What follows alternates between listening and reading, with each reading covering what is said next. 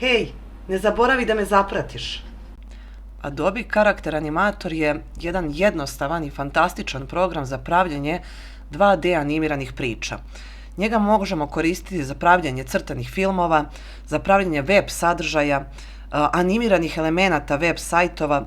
Nastavnici ga mogu koristiti u edukaciji, može se koristiti za marketing i za reklame, kao i za live streamove i video prezentacije.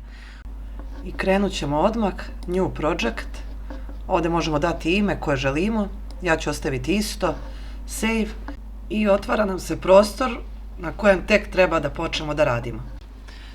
Kamera je najveća prednost programa kao što je Adobe Karakter Animator. U stvari, kamera služi da prati pokrete lica i tela korisnika koji koristi ovaj program i samim tim olakšava animaciju i animiranje crtanog filma.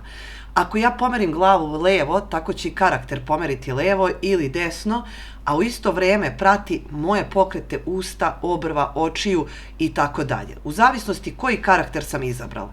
Znači, kamera automatizuje praktično moje pokrete i automatski animira, što mnogo olakšava i skraćuje rad samom animatoru. Kada povežete kameru sa računarom ili koristite laptop, potrebno je da vidite ovaj prozor sa vama na kameri. Ako ne vidite, kliknite ovdje da kamera bude plave boje kao i mikrofon. Ovo u sredini je praćenje pokreta tela i o tome ćemo nešto kasnije.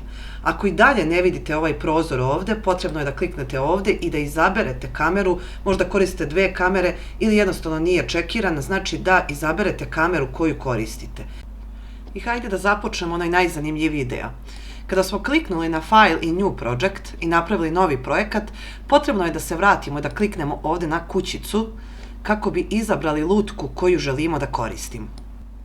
Kad kažemo lutke, to jest puppets, odnosi se u stvari na digitalni lik koji se animira. Ove digitalne likove korisnik kontroliše, to jest njihove pokrete, izraze lica, kao i neke druge karakteristike. Lutke su kreirane u Photoshopu i Illustratoru i u istim programima ih možete i izmeniti ili napraviti potpuno nove svoje lutke. Ako ne posjedujete znanje iz Photoshopa ili Illustratora, možete koristiti lutke koje već ima Adobe Karakter Animator. Međutim, ako znate da koristite i Photoshop ili Illustrator, vi danas plus uz veštačku inteligenciju i generisanje slika pomoću veštačke inteligencije, vi danas zaista možete stvoriti uz ovaj program fantastične crtane likove, filmove i web animacije. I za kraj ovog upoznavanja, to jest ovog uvodnog video snimka, želim da vam kažem da ovaj program ima starter verziju i pro verziju. Starter verzija je besplatna i nudi neke osnovne funkcije.